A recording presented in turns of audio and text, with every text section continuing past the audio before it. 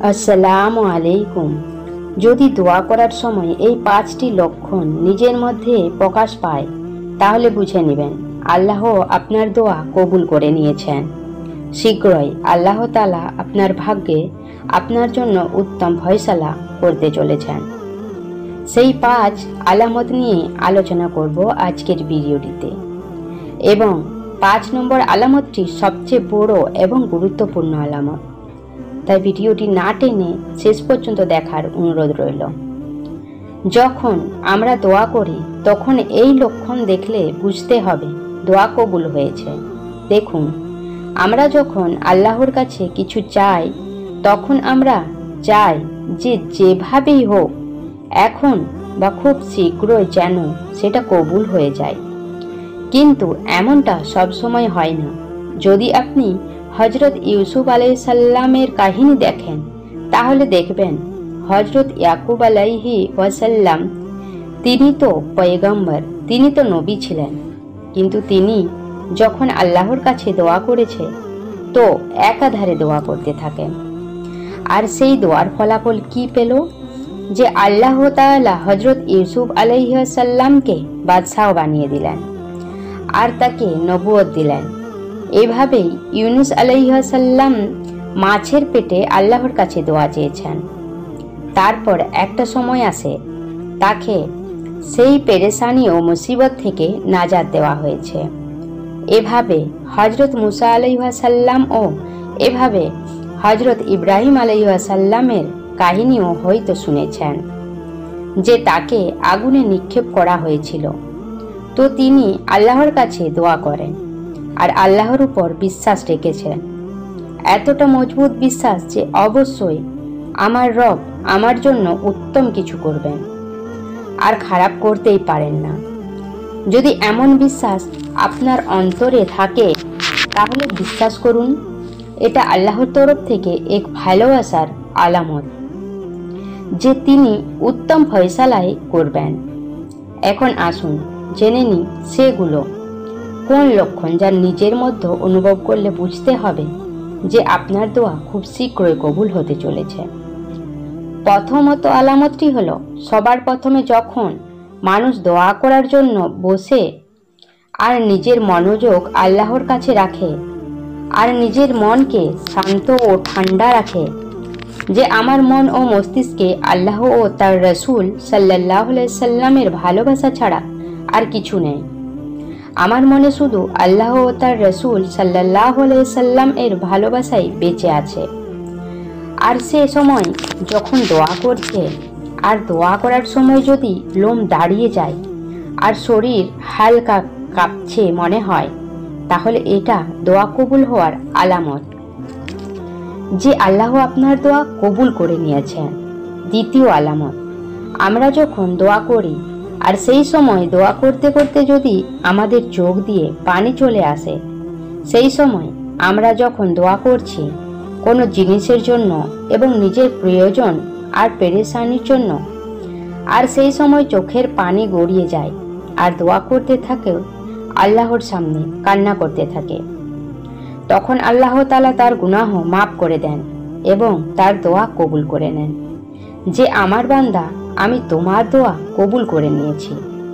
আর যে বান্দা আল্লাহর সামনে কান্না করে আল্লাহ তাকে খালি হাতে ফেরান না, কিছু না কিছু তাকে অবশ্যই দেন। তাই আমাদের উচিত আল্লাহর সন্তুষ্টি চাওয়া। তৃতীয় আলামতটি হলো একাকারে দোয়া করা, বারবার চাওয়া। যখন আমরা কোনো বিপদে থাকি বা কোনো হাজত থেকে থাকে বা কোনো জিনিসের জন্য একাধারে দোয়া করতে থাকি, আর এই একাধারে দোয়া করতে থাকা এই আলামত লক্ষণ যে আল্লাহ এই দোয়াকে অনেক পছন্দ করেন আর অবশ্যই আল্লাহ তাকে সেটি দিয়ে দেবেন।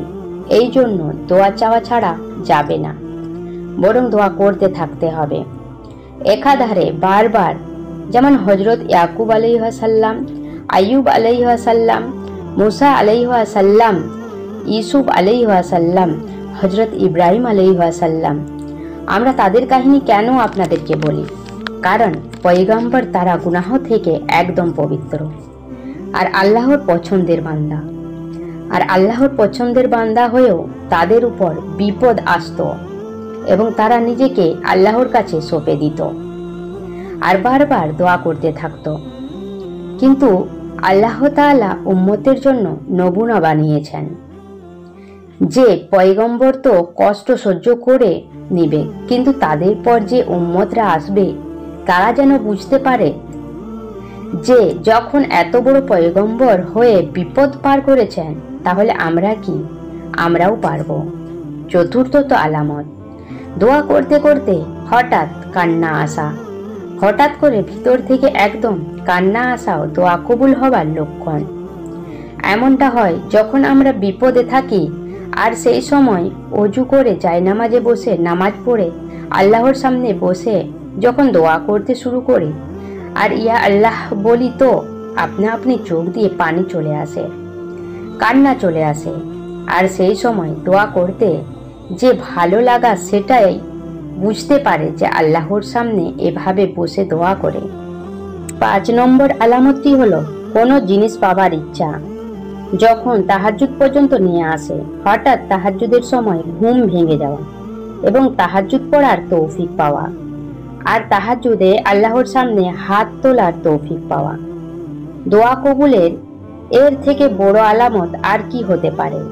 এর চেয়ে বড় আর কোনো আলামত দরকার যে যেই সময় পুরো দুনিয়া ঘুমিয়ে থাকে আর সেই রাতের সময় না তো দেখার আছে কেউ, না তো কেউ শোনার আছে, শুধুমাত্র এক আল্লাহ ছাড়া, যে তিনি আমাদের দেখছেন আর আমাদের এই আমলকে দেখছেন। আর ফেরেশতাদের সামনে এলান হচ্ছে যে আমার বান্দা আমার ভালোবাসার জন্য শুধু আমাকে এক এলাহ মেনে আমার কাছে চাইছে আর আমার সামনে কান্না করছে। তো এর চেয়ে বড় আর কোনো আলামত হতে পারে না দোয়া কবুলের।